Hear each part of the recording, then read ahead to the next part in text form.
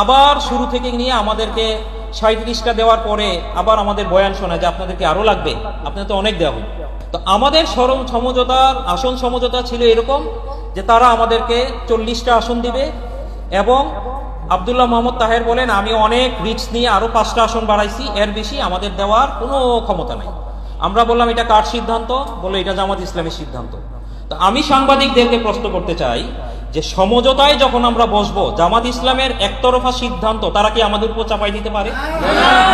যেখানে একটা ন্যারেটিভ এখানে আসছে যে আমরা 150টা আসন চেয়েছি, আমরা আমাদের জরিপ প্রথম দিনই আমরা তাদের কাছে দিয়ে দিয়েছি যে আমাদের জরিপে বাংলাদেশের 115টা আসনে জামাত ইসলাম থেকে আমাদের সাংগঠনিক অবস্থা ভালো।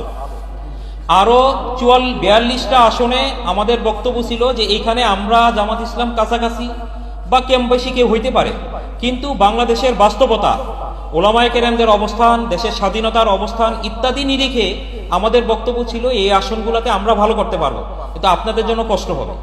এটা ছিল আমাদের জরিপ, যেটা আমরা তাদের কাছে তুলে ধরেছি। কিন্তু এর বিপরীতে তারা বলল যে তারা থার্ড পার্টি দিয়ে তারা জরিপ করাইছে।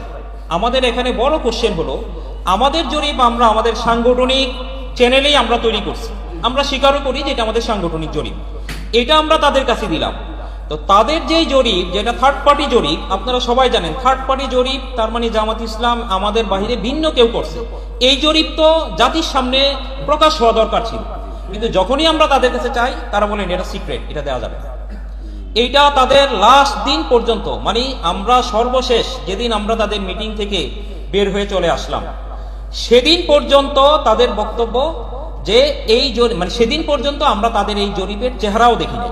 তা আমাদের কথা হলো, আমরা আপনাদের জরিপ দিলাম, সমঝোতা কিভাবে হয়? আমরা তো জানি আন্তর্জাতিক দেশসমূহ দুই দেশের নেতা যখন একসাথে বসে তাদের সমঝোতা স্মারক হয়, এটা তো দুইজনের মিউচুয়াল আন্ডারস্ট্যান্ডিং একটা স্মারক তৈরি হয়। তো আমাদের সমঝোতার আসন সমঝোতা ছিল এরকম যে তারা আমাদেরকে 40টা আসন দিবে এবং আব্দুল্লাহ মোহাম্মদ তাহের বলেন আমি অনেক রিস্ক নিয়ে আরো 5টা আসন বাড়াইছি, এর বেশি আমাদের দেওয়ার কোনো ক্ষমতা নাই। আমরা বললাম এটা কার সিদ্ধান্ত? বলে এটা জামাত ইসলামের সিদ্ধান্ত। তো আমি সাংবাদিকদেরকে প্রশ্ন করতে চাই যে সমঝোতায় যখন আমরা বসবো, জামাত ইসলামের একতরফা সিদ্ধান্ত তারা কি আমাদের উপর চাপাই দিতে পারে? বিষয়টা শুরু থেকে একদম শেষ পর্যন্ত এরকম ঘটনাই ঘটছে। আরো একটা ঘটনা, আমরা প্রথমে বেশ কিছু আসন বিন্যাস করে দেখা গেল, কথার কথা আমরা 51টা আসন আমাদেরকে দেয়া হয়েছে। বরিশাল বিভাগের বরিশাল জেলার টোটাল আসনগুলো আমরা হেল্ড আপ রাখছি। আমরা আশা করছি যে এখান থেকে হয়তো কমপক্ষে 5টা আমরা পাবো যৌক্তিক বিচারেই। তারপরেও প্রায় 53-54টা আসন ছিল যেটা পরবর্তীতে আমরা সমাধান করব। কিন্তু আবার আরেক মিটিংয়ে যে ওনারা বললেন যে না, আপনাদের সাথে আমাদের সমঝোতা হয়েছে এই পর্যন্ত 31টা আসন, অথচ এই 51টা আসনের ডকুমেন্ট জাতির স্বার্থে আমাদের কাছে সংরক্ষণ আছে, তারা যেটা আমাদেরকে ওকে করছে। তো এইভাবে পুনরায় যখন শুরু হইল, আবার শুরু থেকে নিয়ে আমাদেরকে 37টা দেওয়ার পরে আবার আমাদের বয়ান শোনা যে আপনাদেরকে আরো লাগবে, আপনাদের তো অনেক দেওয়া হবে। অথচ তখনও আরো যেই যৌক্তিকভাবে যে আসনগুলো আছে সেগুলার সংখ্যা যোগ করলেও আমরা 70-এর কাছাকাছি চলে যাই। তো এই ছিল তাদের সাথে বক্তব্য। সর্বশেষ তারা আমাদেরকে, আপনারা যদি বলতে পারেন যে আপনারা লাস্ট মুহূর্তে কেন বের হলেন, তারা যে আমাদেরকে 45টা দিবে এই বক্তব্যটা পরিষ্কারভাবে তাদের মুখ থেকে বের হয়েছে লাস্টের দিন। যদি তারা শুরু থেকেই বলতো, আমরা তাদের ব্যাপারে শুরু থেকেই পদক্ষেপ নিতাম। কেন আমাদেরকে তারা যৌথ মিটিংয়ে আমাদের সাথে যে সিদ্ধান্ত হয়েছে যে 4টা মূলনীতির ভিত্তিতে আসন বন্টন করা হবে, এর মধ্যে যার অবস্থান যেখানে ভালো, এইটা হইল প্রথম একটা ক্রাইটেরিয়া। কিন্তু আমরা দেখলাম আসন বন্টনের সময় আমাদের যেখানে শক্তিশালী অবস্থান তারা সেখানে বলতেছে যে এখানে আমাদের জেলা সভাপতিকে দিতে হবে, এখানে আমাদের সেক্রেটারিকে দিতে হবে, এখানে আমাদের আমির একজনকে কমিটমেন্ট করছেন তাদেরকে দিতে হবে, এইখানে বিগত 3 নির্বাচনে একজন প্রার্থীকে দাঁড়া করায় আমরা দিতে পারি নাই, তাকে দিতে হবে। অথচ ওই আসনগুলাতে আমরা, মানে সাংবাদিকদের নিরপেক্ষ জরিপেও প্রমাণিত হবে আমরা সেখানে শক্তিশালী।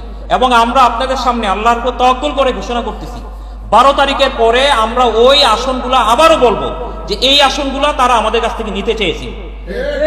এরকম একটা অবস্থা তারা যেটা তৈরি করে, যেখানে আমরা গতকাল বলেছি যে তাদের সাথে সমঝোতা বসা আমাদের আত্মমর্যাদার একটা প্রশ্ন ছিল, জাতির গণ আকাঙ্ক্ষাকে প্রশ্নবিদ্ধ করে ফেলা হয়েছিল। এবং যেভাবে বিএনপি জোট সেটা একটা স্বতন্ত্র জোট, আমরা তো সেই জোটে নাই, কিন্তু আমাদের জোটের প্রভাবশালী কেউ যদি বলে যে নির্বাচনের পরে তাদের সাথে আমরা একসাথে সরকার করব, তার মানে এটা বুঝায় কোন জিনিস মিনিং করে। সামগ্রিক এই অবস্থান থেকেই আমরা আমাদের এই কঠিন সিদ্ধান্ত নেওয়া যে আমরা সবাইকে নিয়ে একসাথে চলার যে আমরা পরিকল্পনা করেছিলাম, এটা মারাত্মক রকমের ভাবে ষড়যন্ত্রের মধ্যে পড়ে গেছে, বাধাপ্রাপ্ত হয়ে গেছে। তো ইসলাম, দেশ এবং মানবতার বৃহত্তর কল্যাণের নিরিখেই আমাদের নিজেদেরকে তখন এই কঠিন সিদ্ধান্ত নিতে হইল। ঠিক, ধন্যবাদ।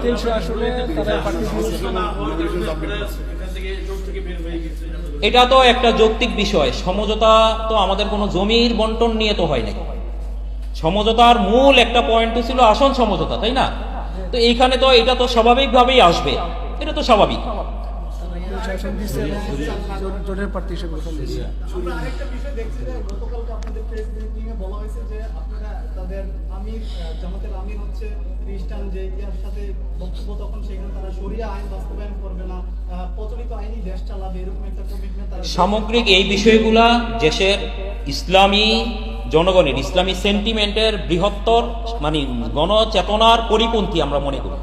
এই ধরনের আরো অনেক কিছু কথা আছে যে তাদের প্রার্থীরা যেখানে প্রার্থী হবে তারা তাদের মুখ থেকে এই কথা যদি আসে রোজা আর পূজা এক সমান, এটা তো মুসলমানদের চেতনার সাথে সাংঘর্ষিক।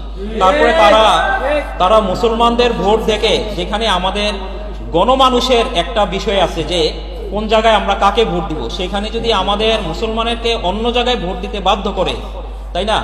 এই বিষয়গুলো তো সাধারণ মানুষের পক্ষ থেকেই প্রতিবাদ আসে। আমাদের সিদ্ধান্তটা সাধারণ মানুষের গণ প্রতিফলনেরই বহিঃপ্রকাশ। আমাদের এই মানে এই যে আপনারা জোট থেকে আলাদা হয়েছেন, এই যে এই সিদ্ধান্ত আপনাদের অনেকগুলো কারণ ছিল, এটাও কি একটা কারণ কিনা? এই যে আপনাদের ওনারা শরিয়া আইন বাস্তবায়ন করবেন, সেটা তো অবশ্যই একটা কারণ। আমরা ইসলামী রাজনীতি করি, আমরা মনে করি শরিয়া একটা কল্যাণকর একটা আইন। শরিয়া কারোর উপর জুলুম করে না, একমাত্র শরিয়ার মাধ্যমেই এদেশের হিন্দু, বৌদ্ধ, খ্রিস্টান, পুরুষ, নারী, লিঙ্গভেদে সকলের অধিকারকে প্রতিষ্ঠা করার একটা গ্যারান্টি হলো শরিয়া আইন। এবং আরো একটা বিষয় হলো শরিয়াকে এত ভয় কেন সবাই? বর্তমানে বিদ্যমানে বাংলাদেশে অনেক আইন শরিয়া অনুযায়ী চলে। সম্পত্তির বন্টন, বিবাহ শাদী, এছাড়াও শরিয়া আইনের সাথে সামঞ্জস্যপূর্ণ অনেক আইন বাংলাদেশে আছে। শরিয়া খুনের বদলাই তো খুন বলে, বিদ্যমান বাংলাদেশে আইনেও খুনের বদলা সর্বোচ্চ শাস্তি তো ফাঁসি। খুনের হত্যার শাস্তির প্রক্রিয়াদানটা ভিন্ন, কিন্তু রায় তো এক। ধর্ষণের সর্বোচ্চ শাস্তি বর্তমান আইনেও মৃত্যুদণ্ড। তো ইসলামী শরিয়াও তো এটাই বলে। তো শরিয়াকে নিয়ে আমরা প্রশ্নের মুখে দাঁড়া কেন? শরিয়া তো অবশ্যই একটা উপকারী বিষয়, যেটা মানুষের অধিকার প্রতিষ্ঠার জন্য আল্লাহ তাআলার পক্ষ থেকে বিধিবদ্ধ আইন। আমরা মুসলমান হওয়ার পরে আমাদের আকীদা বিশ্বাস আমাদের কোথায় থাকে যখন আমরা এই কথা বলি যে আমরা শরিয়া আইন বাস্তবায়ন করব না? এই কথা তো অবশ্যই আমি মনে করি দেশের মুসলমানদের চেতনার সাথে একটা বিশ্বাসঘাতকতা। বলছিলেন 115টি আসনে ইসলামী আন্দোলনের অবস্থান ভালো, কুমিল্লার 11টি আসনে এই 115টার মধ্যে আছে কিনা, এবং সার্বিক যে জরিপ কুমিল্লার 11টি আসনে একটু বলবেন। বিস্তারিত এখন আর না বলি, 115টার মধ্যেই থাকি। আমরা চাই না যে এটা নিয়ে আরো বেশি তিক্ততা যাক। এখন যে যার পথে চলে যাচ্ছে। আপনাদেরকে আমরা নির্বাচনের পরে ফলাফলের দিন আমরা ইনশাআল্লাহ আবার আপনাদের সাথে বসবো ইনশাআল্লাহ।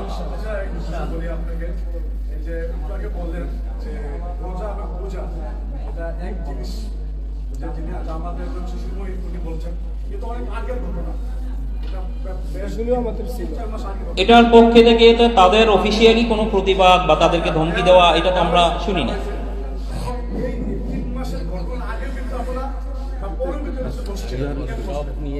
এগুলা আসলে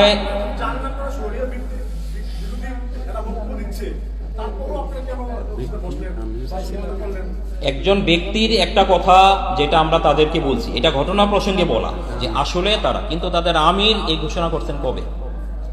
তাদের আমির যেই কথাটা বলার জন্য ফখরুল ইসলাম আলমগীরকে সবাই একেবারেই তীরবিদ্ধ করে ফেললো, ফখরুল ইসলাম আলমগীরও তো একই কথাই বলছে।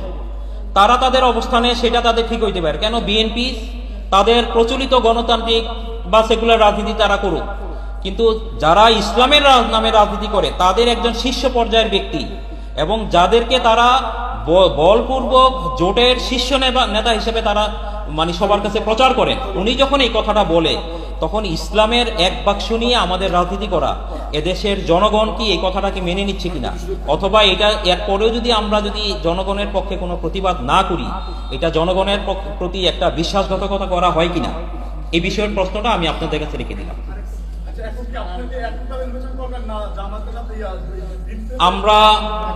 আমরা বিএনপি বা জাতীয় পার্টি যাই বলেন তাদের সাথে যাওয়ার কোনো সম্ভাবনাই আমাদের নেই। আমাদের এজেন্ডাই হলো দেশে ইসলামকে প্রতিষ্ঠিত করা।